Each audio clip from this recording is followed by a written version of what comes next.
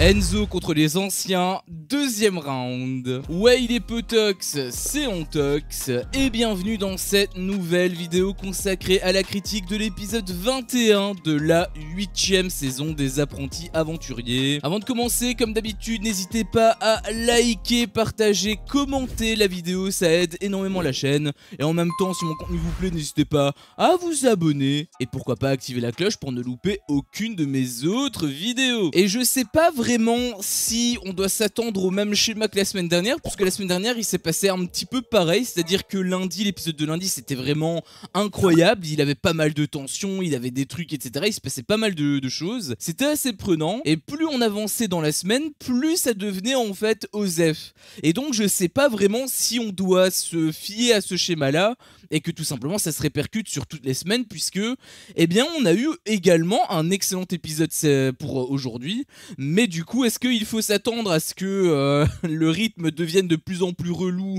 au fur et à mesure des épisodes dans la semaine? Bah je sais pas, on va attendre, on va espérer que non quand même, on va espérer que ce soit constant, mais j'ai l'impression que la constance c'est pas vraiment ce qu'ils aiment, hein. Ils aiment te donner des rythmes beaucoup plus lents hein, par moment. Là bon, pour le coup on a eu un bon épisode, on a eu un épisode rythmé, tant mieux, mais est-ce que ça va continuer dans cette voie là? Bah ça c'est la grosse inconnue. Alors bon épisode, oui, excellent, je sais pas, en tout cas il était très bien hein, par rapport à ce que on a eu forcément en fin de semaine de la semaine dernière. Bah évidemment que oui, c'est 20 000 fois mieux, hein. On a eu un jeu qui a en plus un intérêt, donc bien évidemment que oui, c'est quand même beaucoup plus sympa. Par contre il y a eu des trucs quand même où j'ai pas spécialement aimé, j'ai des petits trucs à redire, tu sais bien que j'aime bien casser les couilles. Alors tout d'abord on a eu le retour des jaunes, c'était une surprise pour absolument personne, puisqu'on connaissait déjà le déroulé, puisqu'on savait avec les blancs, avec Jordan qui a sonné la cloche, tout ça. Donc bah la surprise que eux ils ont eu, bah nous on n'a pas pu la partager, puisque forcément on était au courant. Et c'est là où j'ai pensé à un truc, je me suis dit, mais en fait pour contourner le problème du duel inutile, par exemple, parce que j'ai vu aussi qu'il y en avait qui disaient oui au moins on a eu un duel, ouais mais s'il sert à rien, ça sert à rien de me donner le duel, moi je veux que je sois diverti mais que ça ait au moins une utilité. Si c'est pour être diverti mais ne rien avoir, alors autant regarder un nanar, ça reviendra un petit peu au même. Et donc pour contourner ce problème, j'ai réfléchi à un truc et je me suis dit mais pourquoi est-ce qu'ils nous ont montré l'abandon? Enfin si je sais, c'est parce que ça fait du remplissage et du coup comme ça ils peuvent avoir leurs épisodes de 50 minutes. Mais s'ils retiraient justement cette idée de vouloir montrer chaque truc etc, en fait ils auraient pu créer une sorte de suspense. On ne voit pas ce qu'il y a sur la plage, on ne sait pas ce qui se passe, et du coup au moment de la révélation maintenant, eh bien automatiquement on aurait partagé la même émotion que les autres qui étaient soit dégoûtés, soit contents. On aurait eu justement un intérêt à regarder le duel. Alors bien évidemment ça aurait été camouflé, mais au moins ils auraient caché l'aspect inutile, hein. On l'aurait su seulement plus tard, voire même peut-être que on l'aurait pas vu, peut-être qu'on aurait réfléchi autrement justement. En nous donnant le duel et directement en nous montrant qu'il va y avoir un abandon, bah en fait ils se cachent pas, ils nous disent juste bah voilà en fait vous avez regardé ça pour rien. Et du coup les 20 minutes d'épisode qu'on s'était tapé à ce moment là par rapport au duel entre les rouges et les jaunes, bah il avait servi à rien. S'ils avaient caché justement le truc d'abandon, et bien tout simplement on se serait retrouvé à cet endroit là, et en plus non seulement on aurait regardé, on aurait eu nous-mêmes la surprise, mais en plus on aurait pu partager les émotions avec les candidats, parce que c'est ça à la base que nous on regarde en tant que spectateur. Je parle par rapport aux télé-réalités, mais je parle aussi par rapport au film. Quand vous regardez un film et que vous regardez je sais pas un film d'horreur, vous avez envie d'avoir peur, hein, on est bien d'accord. Si vous aussi le réalisateur vous montre directement la totale avec le monstre etc, bah ça sert plus à rien, on est bien d'accord. Bah avec les télé-réalités c'est exactement pareil, c'est peut-être pas de la peur qu'on essaie de transmettre, mais c'est de la surprise, c'est de la hype, c'est de la joie, c'est de la colère, c'est de la rigolade, c'est des trucs, on essaie de faire ressentir des émotions. Et en nous montrant tout, eh bien, on n'arrive pas à les ressentir, donc je pense sincèrement que s'ils avaient pas montré le truc de la plage, bah en fait, ça aurait pu passer très bien en réalité, même s'il y avait eu ce problème de candidats, parce que forcément, c'est pas réellement à cause de la prod, c'est plutôt à cause des candidats. mais la prod a quand même sa responsabilité là-dedans, puisque c'est eux qui décident à la fin du montage. Donc s'ils valident un montage, bah, c'est qu'ils sont ok avec ça. Donc s'ils sont ok avec ça, bah moi ça me pose problème. Mais ils avaient en tout cas une alternative. C'est dommage qu'ils y avaient pas pensé. Il y avait aussi Laurent qui avait révélé qu'il pouvait pas jouer. Alors je peux comprendre l'argument, parce que théoriquement voilà, ils étaient éliminés, ils reviennent. Bon voilà, c'est quelque part un petit peu normal. Mais en même temps, bon, est-ce que du coup il fallait les faire revenir à ce moment-là? Est-ce que c'était pas plus intéressant alors, ou en tout cas plus logique, de le faire revenir après l'épreuve? Comme ça au moins il aurait pas regardé comme un con. Enfin je sais pas, je me dis, si tu les fais pas jouer, dans ce cas-là fais-les revenir après et pas avant en fait. Donc au final ça a pas l'air de... Enfin, en même temps ils reviennent, ils étaient éliminés, ils reviennent, donc forcément qu'ils sont contents. Mais je sais pas, je trouvais que c'était un petit peu bizarre en fait. Je peux comprendre les arguments, mais en même temps c'est un peu chelou. Et donc on a eu le jeu, un jeu qui était pas mal intéressant. En tout cas la deuxième manche avait un petit peu de tension. Bon, je vais peut-être mettre les pieds directement dans le plat. Le truc moi qui me dérangeait de ouf avec le jeu de manière générale, et c'est le gros problème d'ailleurs de Banijé, puisque il nous harcèle, et littéralement je pèse mes mots, il nous harcèle dans l'épisode avec une flopée d'interviews qui casse le rythme. Quand tu en as quelques-uns, genre je sais pas moi, 2 ou 3 en l'espace de une épreuve complète, je veux bien. Mais là le truc c'est que à peine tu avais un candidat qui tirait, il te mettait directement une interview. Et du coup bah tu en as eu, je sais pas moi, peut-être 20, 25, voire 30. Alors que en l'espace de peut-être 30 minutes, voire même peut-être moins, je sais pas si tu te rends compte de la durée que prennent les interviews. J'ai pas calculé, il faudrait peut-être que je calcule d'ailleurs, mais c'est vraiment abusé parce que ça contribue au rythme lent en fait. Peut-être que dans leur tête en faisant ça ils dynamisent le montage, mais ils dynamisent rien du tout. Le montage est dynamisé par rapport au jeu, et donc si tu coupes le jeu pour montrer des personnes assises sur une chaise qui parlent, eh bien il est évident que ça casse le rythme, puisque c'était dynamique avant. Là, ma vidéo, elle est pas dynamique, on est d'accord, je suis juste un truc qui parle. Bien évidemment que c'est pas dynamique. Si je faisais un marathon et que je courais, bah là, forcément, ça le serait beaucoup plus. Là, je suis juste en train de vous parler, donc évidemment que non, c'est plus dynamique maintenant. Mais ça c'est vraiment un problème que Banijé ont dans absolument toutes leurs émissions. Dans les 50 saisons 3, bon c'était encore pire parce qu'il y avait un moment, je t'en ai déjà parlé avec JP, ils nous empêchaient avoir le duel, comment ça s'appelle, le truc du face à face là, le cap ou pas cap. Ils nous empêchaient avoir le jeu, ça par contre c'était vraiment honteux. Là on n'a pas été sur cet extrême là, heureusement, j'ai envie de te dire, on les a vus au moins tirer. Mais bah c'est quand même un souci puisque ça rallongeait. En réalité tu retires les interviews. L'épisode il a duré 45 ou 50 minutes, mais tu peux retirer 15 minutes facile hein, si tu retires les interviews hein. Non vraiment le fait qu'il nous noie d'interviews, c'est vraiment le point qui me pète les couilles. Et c'est vraiment dommage parce que bah, les épreuves déjà on en a pas beaucoup, et si en plus c'est cassé par... Enfin le rythme il est cassé par rapport à ces interviews là, bah c'est vraiment dommage en fait. Alors ça c'était le premier truc qui m'avait dérangé, mais il y avait un deuxième truc qui m'avait dérangé, mais bon c'était moins dérangeant parce que... Enfin si c'était quand même un peu inutile parce que en gros c'était en fait c'était divisé en 2 manches. Donc il y avait la première manche, c'était pour déterminer l'ordre de passage, et ensuite la seconde manche pour du coup avoir le vrai vainqueur. Et en fait bah, je trouvais que le truc de l'ordre de passage, bon ok d'accord, c'est pour savoir qui allait passer en premier, etc., mais en fait ça n'a aucune incidence sur la suite. On s'en fout. Enfin c'est celui qui est le plus précis, ça aurait peut-être pu jouer, ça c'est vrai, mais le truc c'est que dans tous les cas ça l'a pas été. Et honnêtement, vu le niveau de précision qu'il fallait avoir, bah je me doute que ça aurait pas été très... Enfin après, leur système était un peu bizarre parce qu'en fait c'était du tour par tour. Là où je me suis dit que bah, ça aurait peut-être été plus logique, c'est que simplement tout le monde tire en même temps. Et le premier qui arrive à retirer toutes leurs cibles, bah du coup il gagne, tout simplement. Ça t'aurait évité d'avoir une manche 1 pour l'ordre de passage, parce que la manche 1 en fait, bah elle était complètement inutile. En plus il n'y avait même pas spécialement de tension, enfin, on se faisait... Moi en tout cas quand je voyais la première manche, je me faisais un petit peu chier, je me suis même dit, oula, c'est ça le jeu? Waouh, ça va être compliqué alors, hein, du coup. Après j'ai compris seulement que c'était la manche 1 et que c'était juste pour savoir l'ordre de passage, mais du coup je me suis posé la question et je me suis dit, mais pourquoi ils nous ont montré ça en fait? Soit tu fais un tirage au sort, ou soit tu les mets tous sur la même lignée. Si tu voulais éviter justement ce problème avec le fait que lui termine avant ou autre, bah simplement tu les mets tous sur la même lignée, tu fais du tour par tour, mais de telle façon à ce que tout le monde puisse tirer en même temps, et du coup t'as plus de soucis. Tu évites le problème de la manche 1 qui était là pour rien, hein, globalement. En tout cas, il n'y avait pas de tension. Et deuxièmement, et c'est ça en fait aussi un autre problème que j'ai avec ce jeu, je sais pas vous, mais quand j'avais regardé le jeu, ça m'embrouillait un petit peu, parce que c'est comme c'était au tour par tour, il y en avait qui avaient touché 2 cibles, d'autres 3, d'autres 1, etc. etc.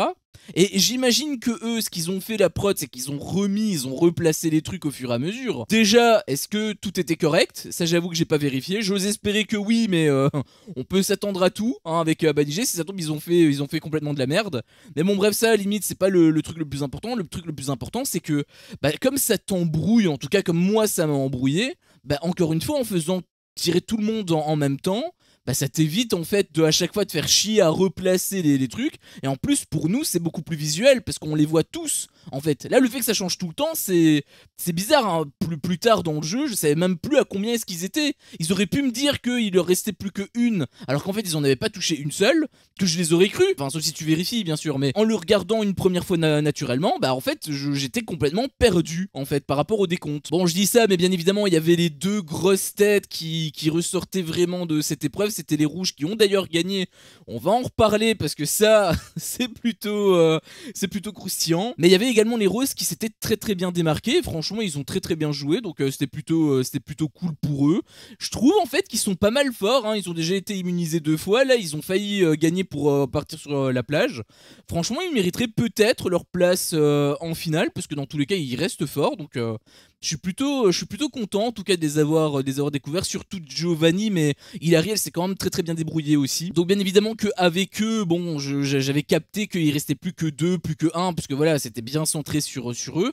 Mais par rapport aux autres, bah j'étais un petit peu perdu. Donc je sais pas pourquoi est-ce qu'ils ont voulu faire du tour par tour ainsi. Enfin, j'ai une petite idée et encore une fois, ça contribue à rallonger la durée de vie de l'épisode, puisque forcément tu te doutes bien que si les 6 candidats ou les 5, je sais plus, tirent en même temps, bah ça prend beaucoup moins de temps que si on voyait vraiment et qu'on mettait l'attention sur un candidat, puis un autre candidat, puis un autre candidat, et tu te doutes que le rythme du coup est beaucoup plus lent et que donc l'épisode est plus long. Et c'est ça aussi un problème que j'ai avec l'émission de manière générale, c'est qu'ils pourraient créer des trucs plus dynamiques naturellement, mais ils refusent de le faire volontairement, juste pour pouvoir faire des épisodes de 45-50 minutes. Les épisodes de Deux Cerveaux, ça durait 35-40 minutes, et ils étaient ultra dynamiques, ils étaient ultra complets, il y avait un petit peu de tout, et franchement c'était agréable à regarder. Celui-là je suis désolé, mais déjà le fait que les épisodes durent plus longtemps, bah on souffle. Si le rythme était pareil, bon pourquoi pas, mais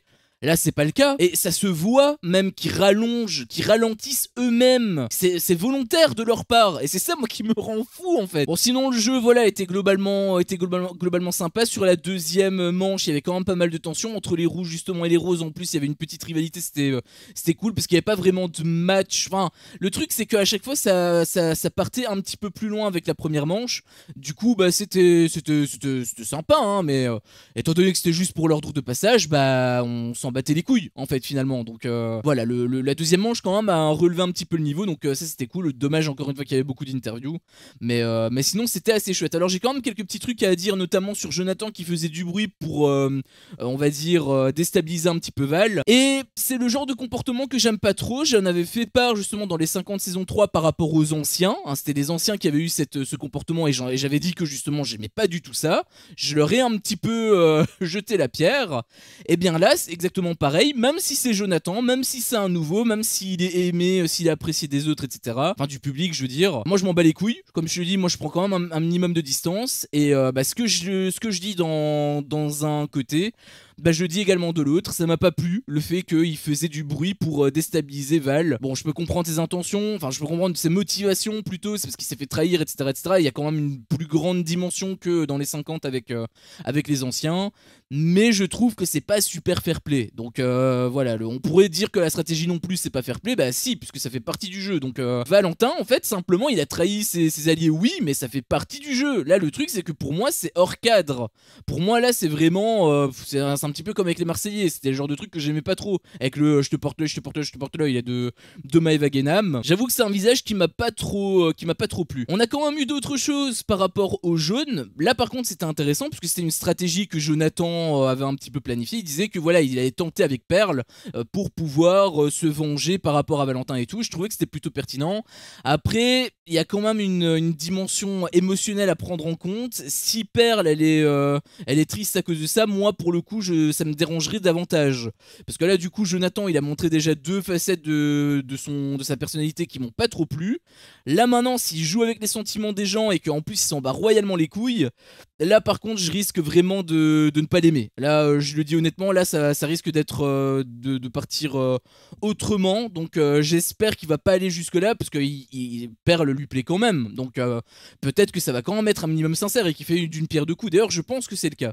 Mais si par contre, il y a des sentiments qui sont en jeu et que ils sont en bas les couilles des émotions de Pearl, là par contre ça me dérangerait un peu plus. Je pense pas qu'il soit comme ça honnêtement, je l'espère en tout cas qu'il soit pas comme ça, mais je préfère quand même prévenir au cas où. Il y avait d'ailleurs Joy qui était pas contente, alors ça c'était... Elle a sorti la carte que tous les candidats sortent, respecte-moi, et ça me fait mais mourir de rire à chaque fois parce que ça fait 2 jours qu'ils sont ensemble et elle avait même pas de sentiments pour lui. Ils se connaissaient même pas, ils avaient à peine une attirance rapide.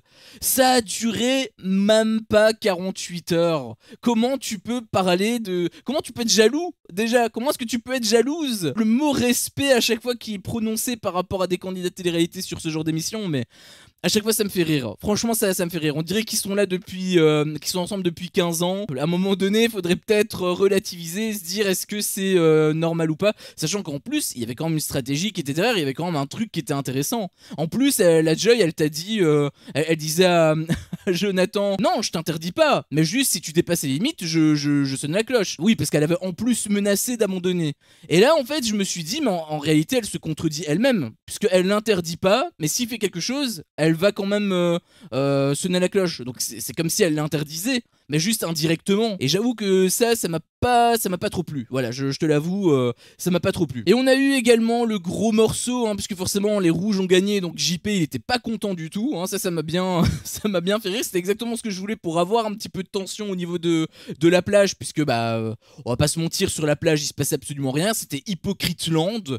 Du coup, forcément, ça cassait les couilles. Hein, je te cache pas qu'à chaque fois que je voyais des trucs sur la plage, je m'en battais un petit peu les couilles, mais royalement. Là par contre sur la jungle, ça va probablement être le même effet. En fait je pense que c'est Enzo qui crée ces tensions. Après Jonathan peut créer aussi des tensions avec Valentin, mais bon, est-ce que, ça aussi on pourrait se poser la question, est-ce que c'était volontaire de la part de la prod? Est-ce que les blancs n'ont pas abandonné parce que la prod leur a demandé? Est-ce que les rouges ont gagné parce que c'était scripté par la prod pour pouvoir rééquilibrer les tensions sur la plage et dans la jungle? J'avoue que je sais pas.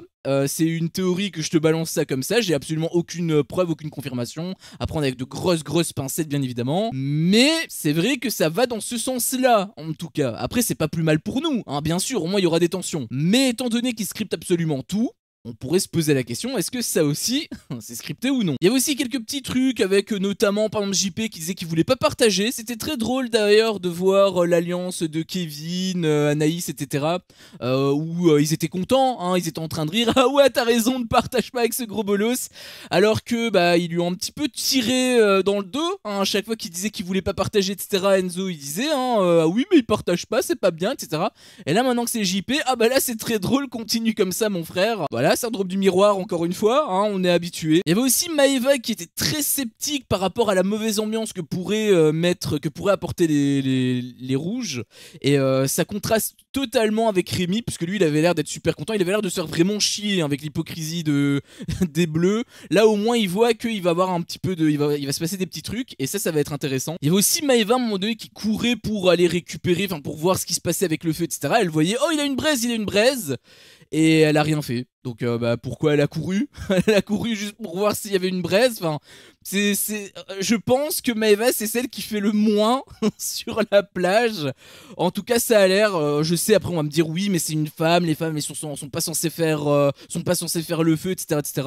Non, on parle d'égalité des sexes depuis je sais pas combien d'années, je suis pour l'égalité des sexes, et pour moi une femme peut également faire le feu. C'est pas parce que t'es une femme que t'es obligé de rester en train de te mettre un masque de voter sur la gueule. Non, tu peux aussi participer sur le camp. Il me semble que Jessica Thivenin avait participé sur le camp, Jessica Herrero aussi, si je dis pas de bêtises, participé également sur le camp. Bon, elle a participé également puisqu'elle a ramené du manioc et tout, même si c'est de manière très suspecte, mais enfin voilà, elle était à côté du feu, je veux dire, elle a couru pourquoi, enfin c'est trop chelou en fait. Et il y avait aussi JP donc qui voulait pas dire bonjour à Enzo, donc très mal poli en plus de ça, vraiment, mais il était complètement matrixé par Jordan et Kevin, sachant que Jordan et Kevin, eux, ils ont quand même dit bonjour, enfin Jordan je sais pas, mais Kevin en tout cas, il avait l'air de pas avoir trop de problèmes avec Enzo, alors que pourtant il l'avait trahi, enfin trahi est un grand mot, mais t'as capté de son point de vue, il l'a trahi et pourtant il y a pas de souci, il a quand même checké et tout. Vraiment, je sais pas ce qu'il a le JP, mais il est ultra bizarre, je sais pas ce qui s'est passé en privé, peut-être qu'il s'est passé des trucs, mais vraiment c'est ultra bizarre son comportement. Et par contre, une phrase qui m'a beaucoup fait rire, c'est quand il a dit « Je fais pas le faux cul ». Alors là franchement, quand j'ai entendu ça, j'ai pété de rire. Vraiment, j'ai pété de rire. Il fait pas le faux cul alors que depuis le début, il était ultra hypocrite avec les bleus. Alors là, celle-là, par contre, elle était très bonne. Là, on n'est pas le 1er avril, mais ça aurait pu être une blague de ce jour-là, en fait. Donc voilà, hein, ça promet quand même pas mal de choses sympas. Hein, en tout cas, je l'espère. Hein, j'espère que ça va pas, à un moment donné, s'arrêter comme avec la semaine dernière, n'est-ce pas? On espère que ce soit quand même constant.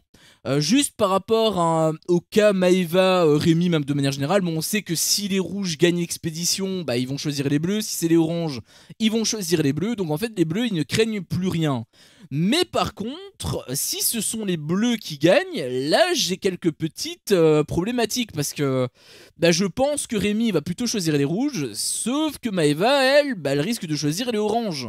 Et du coup, bah, comment est-ce que ça va se passer? Est-ce qu'il va y avoir un giga clash? Est-ce qu'ils vont quand même devoir se mettre d'accord? Est-ce que Maeva va s'imposer comme elle le fait un petit peu depuis le début? Parce que je suis désolé, elle est clairement en train de s'imposer, même en épreuve, etc. Rémi, c'est tout petit, franchement, chapeau à lui, parce que face à une femme comme ça, moi j'arriverai pas à me contenir honnêtement.